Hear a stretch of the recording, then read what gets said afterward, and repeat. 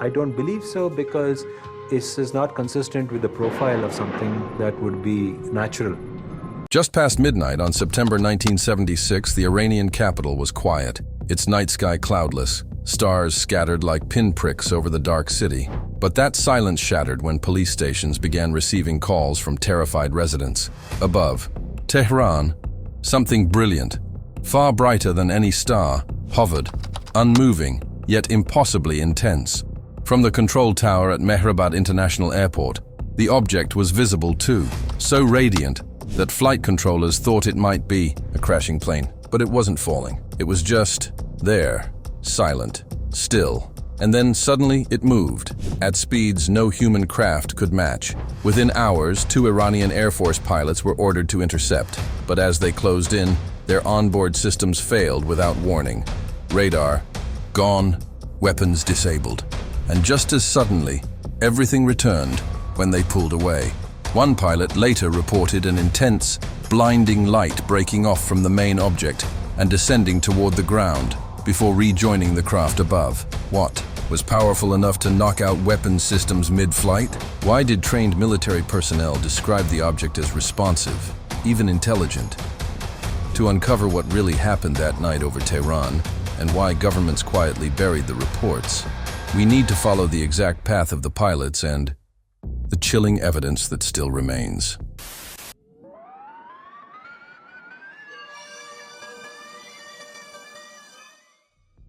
In the mid-1970s, Tehran was a city in transformation. Skyscrapers rose beside centuries-old mosques. Western cars moved through streets that still echoed with the rhythms of traditional life. Under the rule of the Shah, Iran was projecting modern power, especially through its military. The Iranian Air Force had some of the most advanced American aircraft in the region, and its pilots were among the best trained anywhere. Yet despite the city's rapid modernization, life for most residents was still grounded in routine. Children attended school as the call to prayer echoed across neighborhoods. Radio broadcasts spoke of politics and foreign dignitaries, not of strange aerial lights.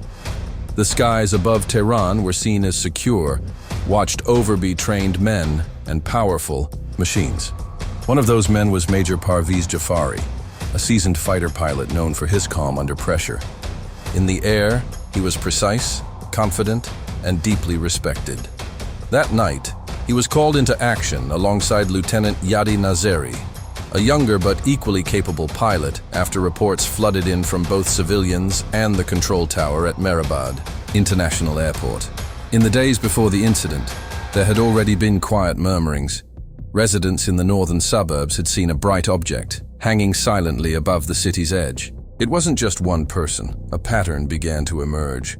Something strange was in the air. At first, those in charge dismissed the calls. Iran's radar systems were sensitive. False alarms weren't unheard of. But then the tower crew at Mehrabad saw it too. Hovering, pulsing, brighter than anything natural. More troubling still, they detected something solid on radar. It wasn't a star.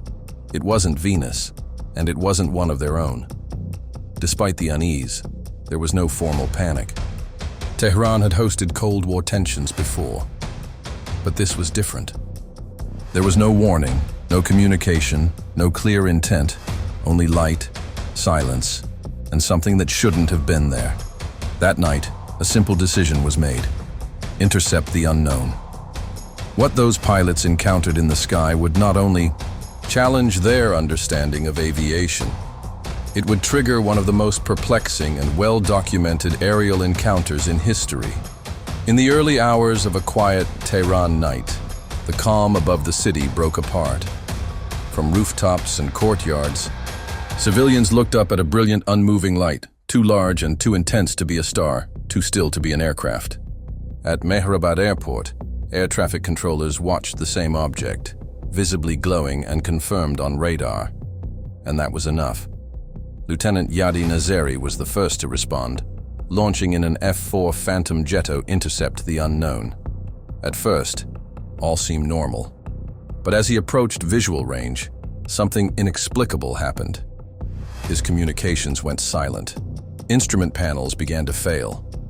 Weapons systems shut down without warning. Unable to engage or maintain control, he disengaged. And just like that, everything came back. No errors remained. His jet was functioning again, as though the interruption had never occurred. A second F-4 was quickly scrambled, this time with Major Parviz Jafari at the controls. Jafari was one of the Air Force's most trusted pilots, known for his calm demeanor and precision under pressure. As he neared the object, he reported seeing a radiant mass, brighter than anything in the night sky. He described it emitting intense, multicolored lights, flashes so powerful they lit up the surrounding clouds. But unlike a star or even a known aircraft, this object wasn't just stationary, it was reactive. As Jafari maneuvered closer, a smaller object broke away from the main craft and headed directly toward his jet. He attempted to lock on and fire. His missile system armed. Then, once again, total failure.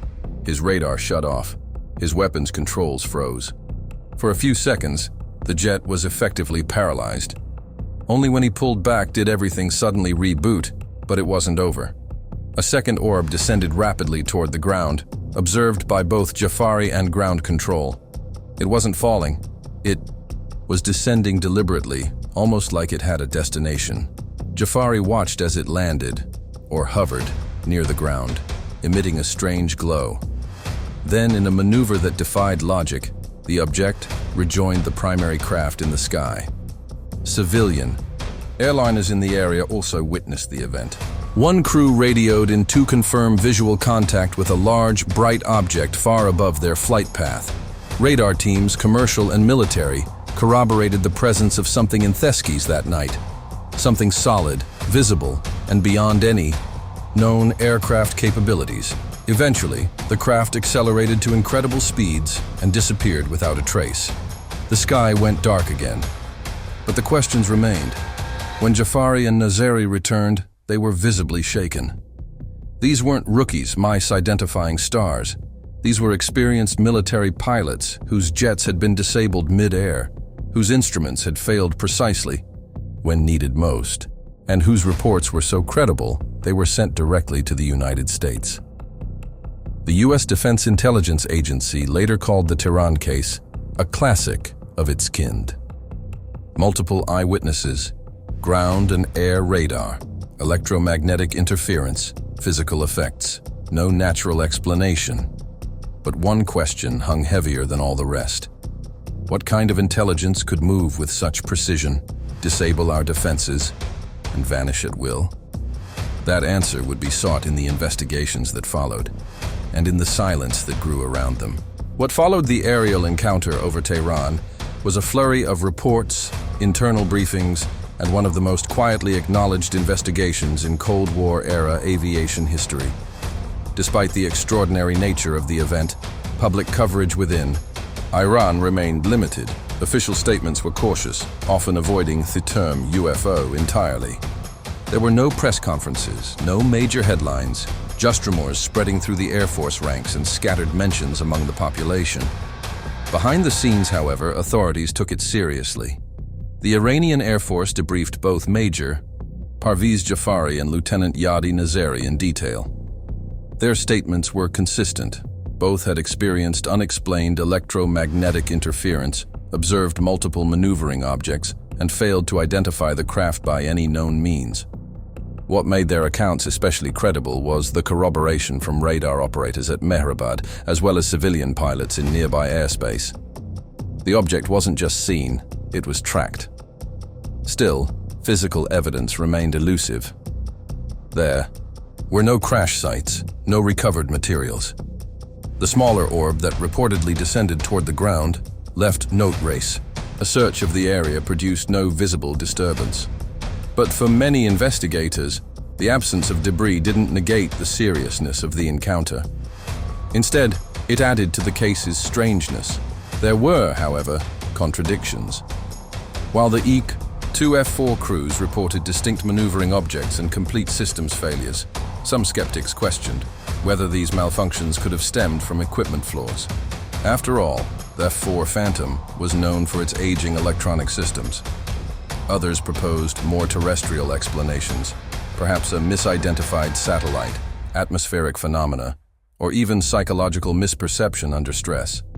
Still, those theories struggle to account for the radar lock-ons, the coordinated failure of two separate aircraft systems, and the physical symptoms reported by the pilots: nausea, disorientation, and lingering anxiety. When the incident caught the attention of U.S. Defense Intelligence, a report was quickly compiled and later declassified. The memo described the Tehran encounter as a classic case, citing visual sightings, radar confirmation, electromagnetic effects, and experienced military witnesses. In a landscape flooded with questionable UFO claims, this one stood apart. The report noted, the object was of considerable interest from a defense standpoint. It demonstrated an extraordinary degree of maneuverability and defied known performance limits. Of course, not everyone agreed. Some analysts leaned toward the idea of secret Soviet technology being tested in Iranian airspace, a possibility considered plausible given regional tensions at the time. Others, including respected astronomers, suggested the pilots may have been chasing bright celestial bodies distorted by atmospheric conditions. But then there were ufologists, who compared the Tehran case to other high-profile military encounters: Bentwaters, the Belgian Wave, and the RB-47 incident in the U.S. The patterns, EM interference, multiple radar returns, and intelligent craft behavior were disturbingly consistent. To this day, no formal conclusion has ever been reached. The Iranian government offered no final report. The United States never commented publicly beyond the declassified memo. The encounter faded from headlines but lived on in intelligence circles and among those who study unexplained aerial events. And that's where the mystery endures, balanced between what was witnessed and what was proven, between high-level documentation and complete public silence. In the final part of this story, we'll return to the core questions. What did they see? Why did two advanced military jets fail simultaneously? And why, even now, does no government offer a clear answer? Part 5. Still unexplained. The mystery above Iran decades later, the questions remain. What exactly did two experienced pilots witness in those skies?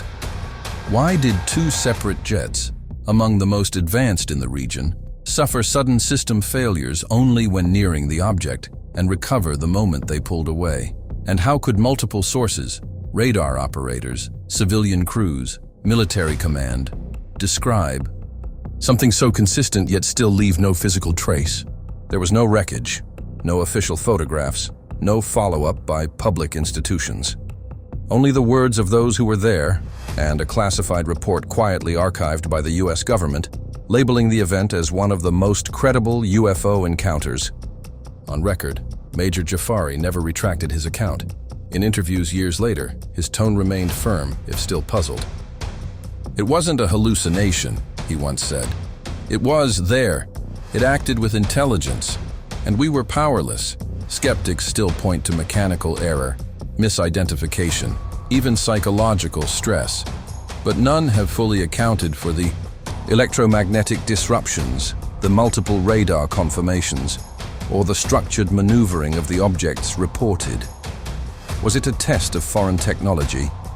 A rare atmospheric phenomenon mistaken for something else? Or did something truly unknown pass through those skies, leaving behind only confusion and unanswered questions? The truth behind what happened that night has never been made public, if it was ever understood at all. And maybe that's what lingers most. Not fear, but the unsettling realization that some encounters leave behind no explanation. Just silence. Did Major Jafari and his team truly engage with something beyond human technology? Or is there a more earthly explanation for what happened that night over Iran? Share your theory in the comments below.